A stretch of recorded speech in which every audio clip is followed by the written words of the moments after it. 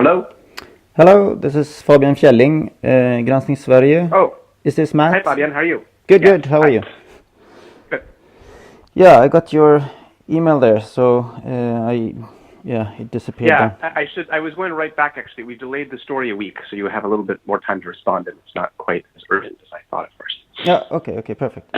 Well, I am happy to discuss it now with those questions. May I ask what is the article about?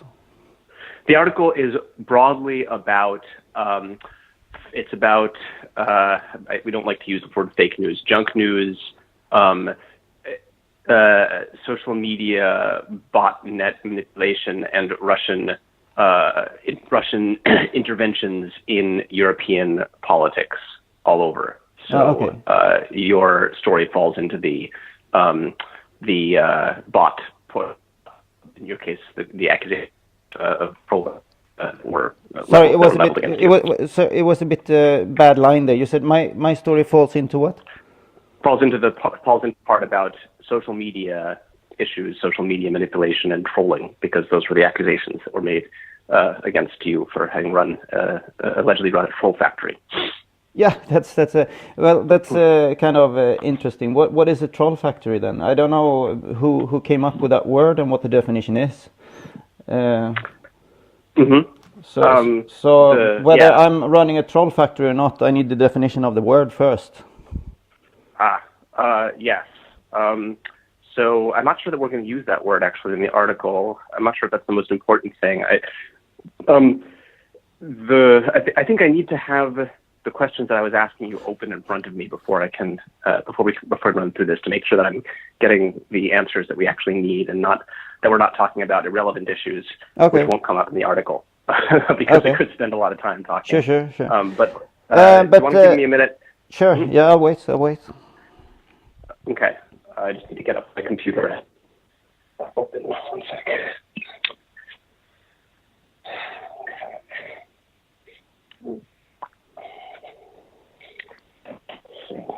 May I ask, did you watch our program where Martin Krag? You asked something about Martin Krag here. Did you watch the YouTube clip that we made where he is part of it? Yes. I assume we're talking about the same one. It was from last year, and you said that you challenged the report by Swedish public television that Krag's report was a report by the Swedish what's the institute called again? The Swedish Institute of External Relations. Yeah. And you pointed out that actually the reports are issued under the name of individual researchers, right? Yeah, well, I didn't make the point. The Swedish Institute, the institute itself made that point. Mm-hmm. Let me just get that email up. Sorry, too many tabs open here. Okay. Yes. Okay. Right. Yeah, so I watched that. I mean, I wasn't sure. I thought I wasn't sure what the point was of challenging that point. And most of the time when I've heard people refer to the report, they've said, "Have you read Martin Krag's report?" Not, report by the. But the thing is that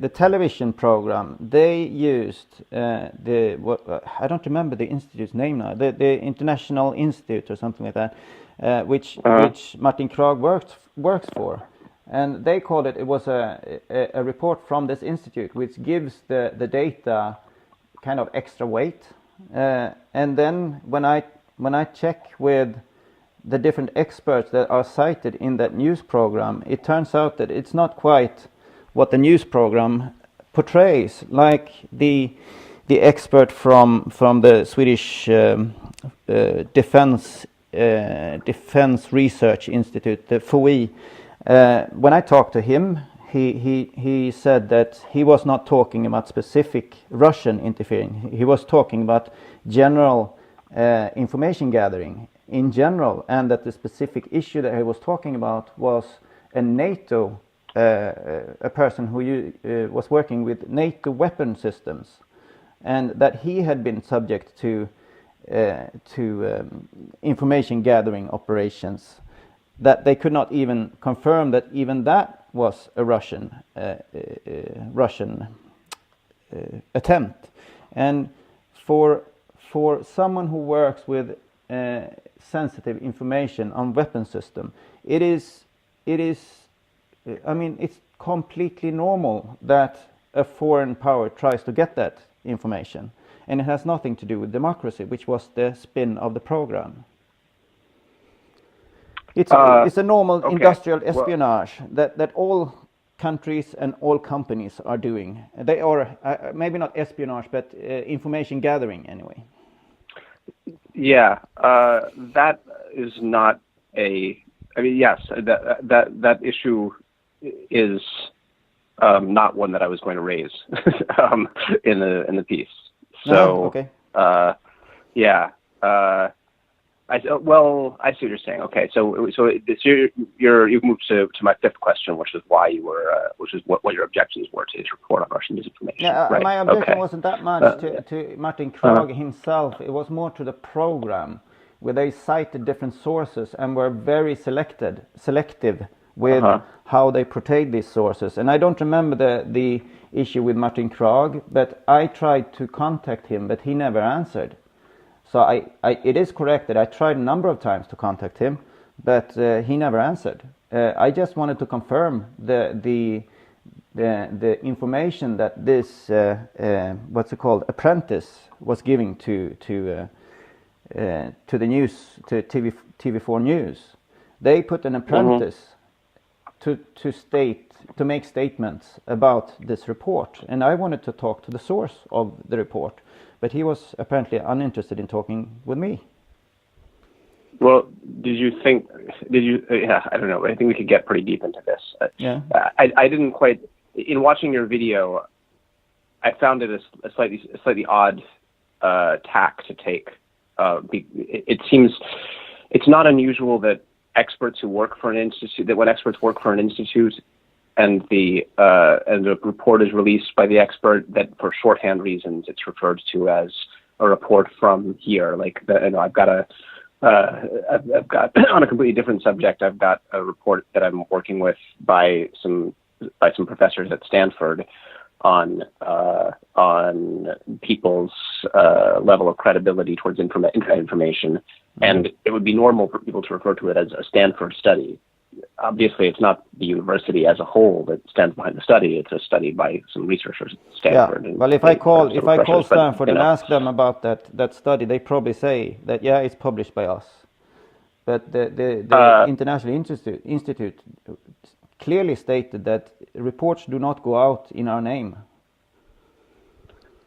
But this is not any fault of Martin Krag. In our name just seems like, I mean, he does actually work there, and it is his study. So, that's that it seems like an odd thing to be concentrating on. But that's a rather minor point. Okay. I think the main point is what you're saying is that you wanted to confirm you wanted to ask him some questions about certain points in the report. I am fairly knowledgeable myself about Russian politics and so on, and I don't have the mainstream view. So I would be very interested in talking to this scholar in Russian politics. But he, just as any other, how should I say? There are these think tanks in Sweden that do publish pieces on relations with Russia, and they are all afraid of me. When they hear my name, they just hang up the phone. Right. There is this institute, I don't remember what it's called now, but it's Katarina Trach is the leader of it, and they're closely affiliated to Svenska Dagbladet. It's a Swedish daily, and I have called them a few times on issues that they have published, and when they hear my name, they just hang up. Well, so that goes to these other questions, which is you, as I understand it, you were the editor-in-chief, or are you still the editor-in-chief of Granskning Sverige? I don't know if I'm pronouncing that right. That's Review Sweden in English. Well, the thing is that we are not a newspaper. We are just a group of people who call opinion makers and publish it in YouTube. I have no control over what other people do. There are people who call me and ask questions and want my view on how to what how should I say, what aspect. So who decides what articles go up on the site or what videos go up on the site? Well, I decide what goes up on my YouTube channel. All others decide what goes up on their YouTube channels. On your YouTube channel. And your YouTube channel is the one. Fabian, is that the channel? Sorry. If you go into our website, you see our it says våra reportage, which is our pieces, and there's a little list of different YouTube channels that we work together. There's also one person there who is we're just listing her issues. She's not really part of our we don't really have an organization. So who is Nina Drakfors?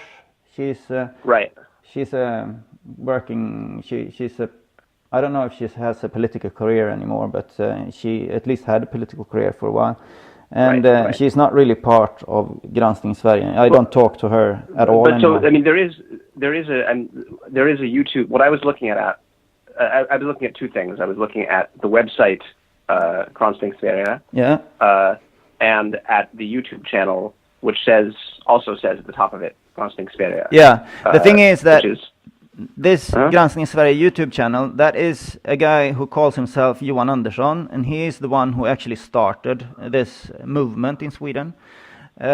And I contacted him really early when he one of his first programs, and I gave him a list of questions that I think should be asked, and he just asked, "Don't you want to join in and ask questions?" And I agreed. Yeah, that sounds a good idea. And then we have kind of become the main figures in the movement of Granskning Sverige, and he is very productive. I'm not quite as productive, and there are a few others who are also making calls, and we are trying to make more people to call and ask the questions that they want to have answers on. Okay, but so that's Johan Andersson, did you say? Yeah, he's the one who started everything. And he's the one who's still deciding which videos go up on Granskning Sverige, if I understand it. Well, that is his channel, so he decides that. Yeah, I decide what goes up on my channel. He decides what everybody takes. I see. So you're on the related channel Fabian Fjalding, which also has a banner that says Granskning Sverige and is the symbol, but it's your channel. Yeah, exactly. Okay, I see. Okay, right. Okay, so you wouldn't describe yourself as, I think you've been described as editor-in-chief of Swedish Review or it's just because I'm the only one. I was unlucky enough to reveal my identity, so that's why that people say I'm. An editor-in-chief needs to have some kind of media or a company or something that he is taking decisions for. I only have a shareholder company in order to be able to handle money for Granskning Sverige. I don't have any contracts with anyone except that produces media for Granskning Sverige or publishes under Granskning Sverige. I don't have any control over anything else than my YouTube channel. And that's kind of how we want it, that people take responsibility for their own publications, and we give them suggestions what they can ask and how you could look at things, but it's their decision whether they want to make the calls or not. So, for example, the article that is published now on Granskning Sverige, about the latest one about the woman who was attacked in the nightclub. Yeah. You wrote that and you posted it. Yeah. Do you have the editorial freedom to write whatever you want to on that site? Yeah. Okay. Does anybody else post on the site at this point, or is it just you? No, the text is me posting. Okay. All right. Okay. Cool. and let's see. And then I think there used to be two different blogs on the site, right? There was yours, and there was, I think, did Nina Drakfors have a blog that was? Yeah, she did have a blog before? that was linked to it. Yeah, but it's very. I mean, our website. We are all. I'm doing this on my spare time, so it can be untouched for a long time because I don't have the time. Right. So people think this is a big organization. No, it's me and it's this guy Johan Andersson. We are the most productive ones, and then there are a few others who are, a little bit productive also. And we all have other jobs and we have our lives, so we don't have time to update continuously. Right. Okay. So okay. Can I get the spelling correct on Johan Andersson? Is that Johann? No, it's one N. Johann. Okay. And then Andersson Andersson or just one? Yeah, that's correct. But that's also a pseudonym. He's unknown. Nobody knows who he is. I don't even know. Including you. Sorry? Including me, yes. Right. Okay. Okay. All right. That's clear. So the other questions were related to the phone calls that were being made to editors. Yeah. Here, let me go back to the questions that I sent you. So, sorry, I need to make sure that I'm answering the questions that I wanted to ask.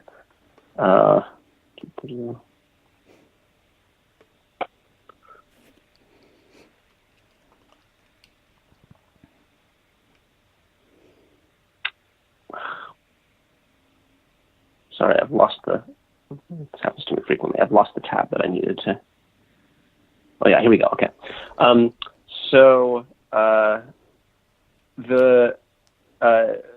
Were you making phone calls to the editor-in-chief of to Eva Burman and or to Matthias Stahle, as they said? Yeah. I have. It's published on my YouTube channel. Right. So that was when you were going by the pseudonym Erik Johansson? Yeah. Okay. It was actually Matthias Stahle who called me, and that's also I published that whole conversation where he was interviewing me, and then I've linked to the article that he wrote, and if you listen to what he said and what we said, compared to what he wrote, you can see a significant discrepancy on that. He didn't know that. So you called Eva Burman initially, and then Matthias Stahle called you later? Well, I have called me Eva Burman. I've only called a few times. I don't remember actually. Well, if someone writes something that I think is strange, I call them and ask questions about whatever they published. And Eva Burman has written articles. She have gone on seminars and talked about us. That is really a bit weird because Matthias Stahle and Eva Burman are considered experts on Granskning Sverige, but nobody is calling us like you've done. I mean, which is a bit strange. If people want to know things about Granskning Sverige, it's better to contact us than to talk to Eskilstuna-Kuriren. So when they publish something about us, I usually have called to I don't know. Sometimes it's been for confronting them, and when it comes to the interview with Matthias Stahle, I just published his interview with me, so that he could, and then a link to his article, so that people could see if he was publishing something that resembled what we were talking about. Okay. Right. Yeah, I'd have to go back and look at those. Those. Do you publish those in print? No, they are. I think they're even subtitled. I can check it myself here.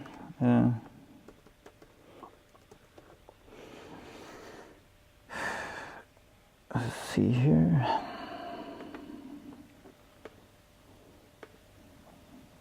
I think we subtitled that because they put that article out in English. So we subtitled the actual interview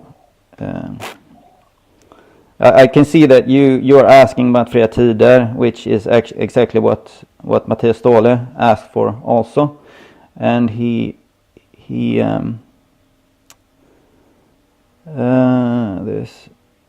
actually agreed during the interview that no, we cannot call that affiliated or connected, the level of cooperation that you have, and then he still published that we are affiliated or connected. I don't remember exactly his wording. Mm-hmm. I can send you. It's a 55-minute interview with subtitles, so okay. You can look at it there. It's published. By the way, are you recording this? Are you recording this now? Yes, I always record everything. You always record everything. Yeah. Okay. Yeah. 14th of February, 2017. I'm not sure what the law about that is in Sweden, but in the U.S. it would be illegal to record somebody without asking them first. Okay. Well, now you know anyway. Yeah. Okay. So, what was the date? 14th of. Let's see here. 14th of February. Okay. Let's see. 14th of February 2017. Exactly. So that was just before. It was a bit before he published his first piece. Yeah. On you in Escurrile, whatever. Sorry, I can't remember the name. Yeah. Yes. Okay. Okay. So to get this clear, you're saying Granskning Sverige is not owned by Fria Tider? No. The thing is, the reason why they are registered on the domain is that we were all anonymous before, and I don't know the editor in Fria Tider. I just know him by name, and I just trust him because of what he's publishing. So there was one of our listeners who registered our domain, the granskningssverige.se, and this private person contacted us and said that he have registered our domain in order for not the left, the PC crowd to do it, because that's very common in Sweden that someone of our opposition, so to say, tried to block our activity, just like they've done with Facebook, for instance. We had before we were shut down on Facebook, we had 1.2 million views in August, and then the PC crowd shut us down so that we could not continue posting on Facebook. And we have now in YouTube, even though we are limited with this. When you say the PC crowd shut you down on Facebook, you mean that they issued complaints to Facebook and Facebook agreed with the complaints, yeah. And then exactly and then mass complaints. So Facebook agreed with their complaints and then took you down. Yeah, you could say that. It's just that there's connections between. There's a group in Sweden which is called Jag är här, which means I am here, which is controlled by Mina Dennert, who is a person who is affiliated with the Swedish state television, and there's also connections into Facebook in this group, and they put this hashtag on comments, and then they flood the comment section of something that they don't like, and then they have a closed Facebook group where they report within themselves that I have made a report on this website or on this Facebook post. All you others go in and do it too, and they even have. Hey. Hello. Yeah, it was. Hi, are you there again? Yeah. Sorry, that got cut off. Yeah. Yeah. No, this group which is called Jag är här or I am here. They have this system of how should I say, swarm attack posts that they don't like, and then they shut. They make sure that Facebook gets enough complaints on posts that they don't like, and then they have even a manual on how you should behave to be successful with your reports. And we have had people inside that group who have reported to us how they are working, and they are very organized, and they also get all kinds of prizes from the government. Like, I don't remember what kind of prizes. For instance, they had a few photos taken on a concert that was donated to this group, and those photos were the most expensive photos ever sold in the Swedish auction. The Bukowskis, or I don't remember but the same as Sotheby's. So there were some 3 photos. Swedish auction house. Yeah, a Swedish auction house. These were photos of who at a concert? I don't remember which group it was. It was some group at the concert. I don't follow mainstream media, so I really don't know. But I know that it was. You can probably. I can help you to get the information if you want. But it was. It was a group that there was some 3 backstage photos, and they were sold on the Swedish auction house to a record sum, which was, and the photos were donated to the group Jagar Här, and then some undisclosed person bought these photos for a record price. So that's how they finance their activities, through giving prizes to this group, and then they have employed people to suppress the free speech in Sweden. We don't have any money at all. I only have donations from people who give their personal money to me, and that's very little in comparison. So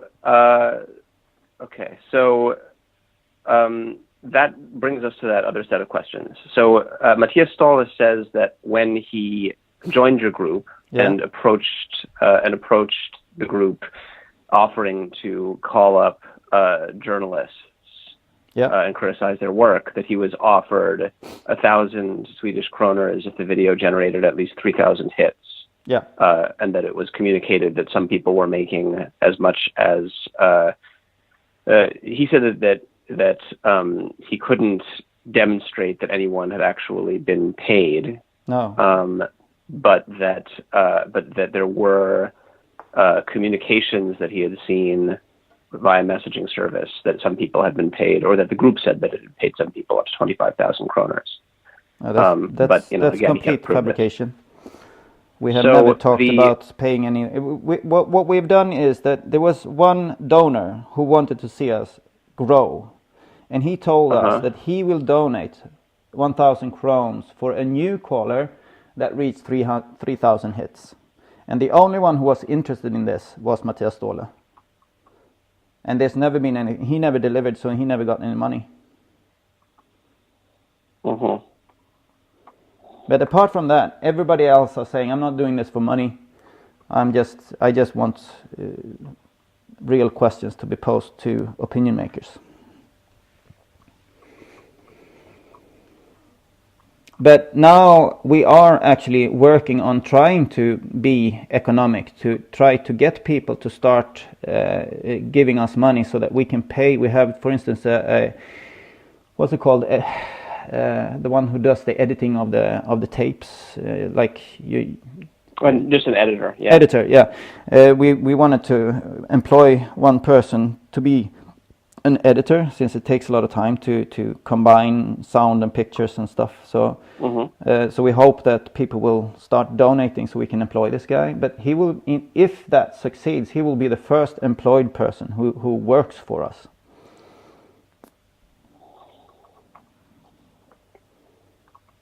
Right. Okay. Let's see. That's a clear answer. Let me see what I still need. What we still need to work through on this list. Okay. Okay, and then just for clarification, as far as you know, did you or anybody else at Granskning Sverige have any interaction or cooperation with Russian state organizations or Russian state-controlled news organizations? No, that's just ridiculous. We've even joked within our group that we should call the Russian embassy and see if we can get some money from them, because either we get some millions and that would be perfect, or we don't get any money, and it doesn't really matter.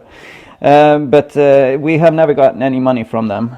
and I don't even think they have a clue who we are. And before we ended up on the, about the East Stratcom task force. Yeah. Yeah, we were listed on that website, which is kind of ridiculous. All based on Mattias Ståhle's interview, and that interview is based on our conversation, which is on YouTube, if you want to listen to it. Right.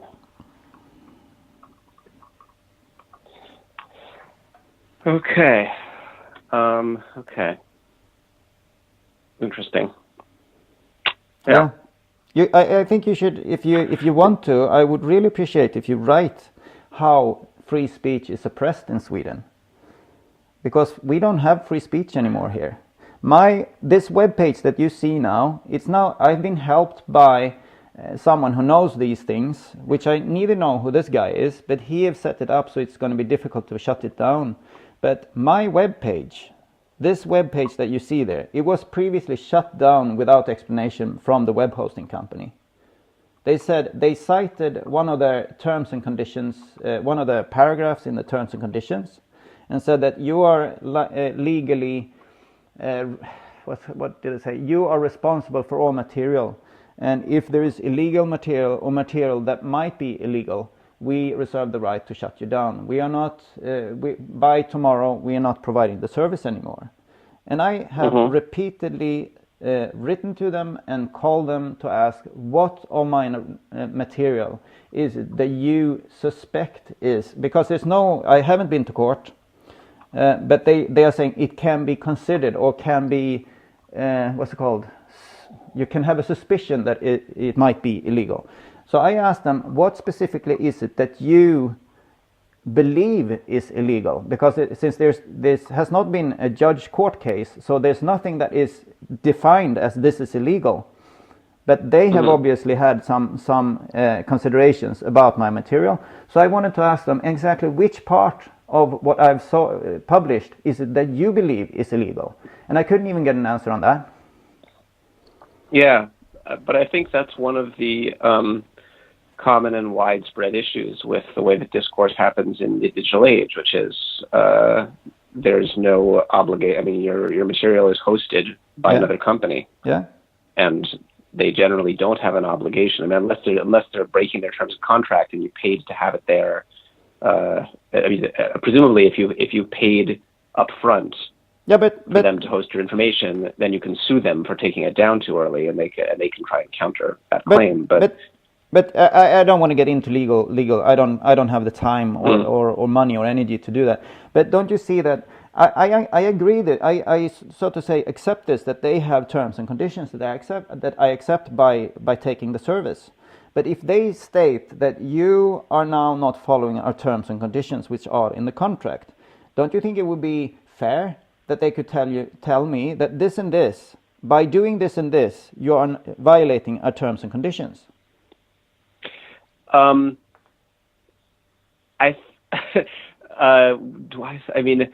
I think that's a complicated zone. I don't think it's complicated at all. That's the stuff that would all come out if you had a court case. They would have to select their argument. You would have to select your argument. And it's a pain in the ass because you have to go to court for it. But wait a second. I'm not. I don't want to go to court. I just want their reason.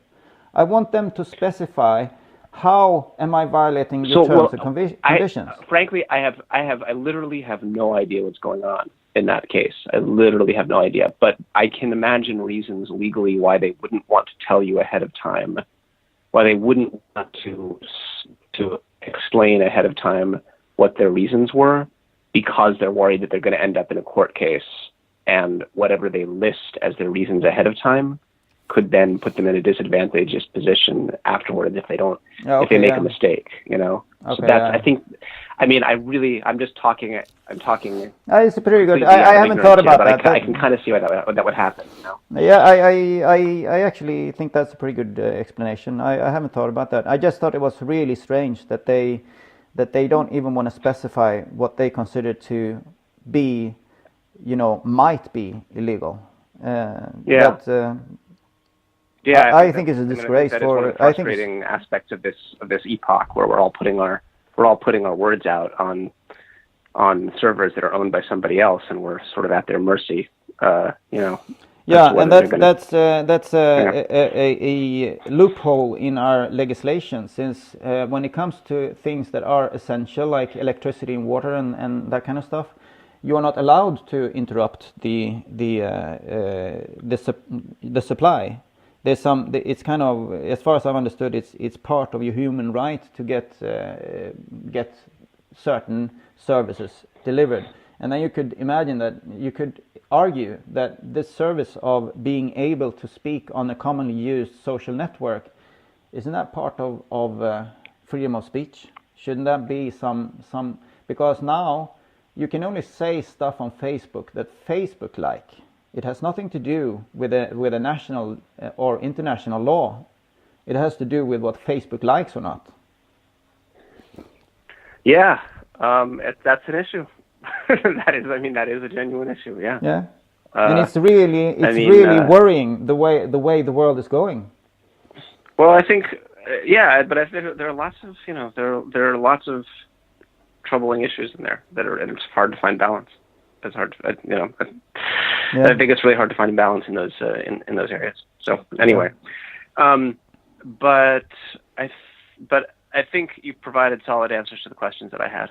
Okay. So thanks, and thanks for calling up. Would you please send me a link to the article, because I would like to link to it?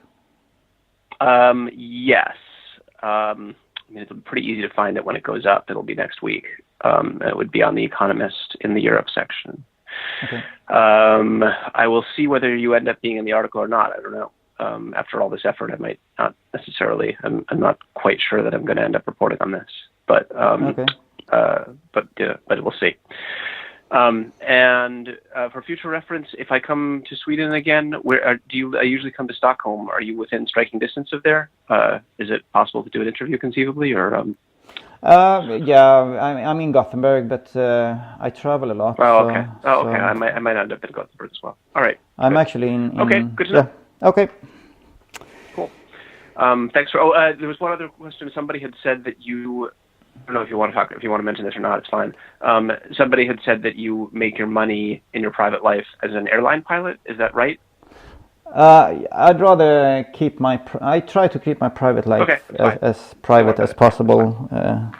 I didn't even want my identity to be known. But I am a former fighter pilot anyway. That is something I did before. Oh, wow! Did you flew? Did you fly Viggens or? Yes, Viggen and Gripen. Impressive. Okay. Thanks. This has been very helpful, and thanks for calling up. Okay. Thank you very much for calling. Sure. Bye. Bye-bye.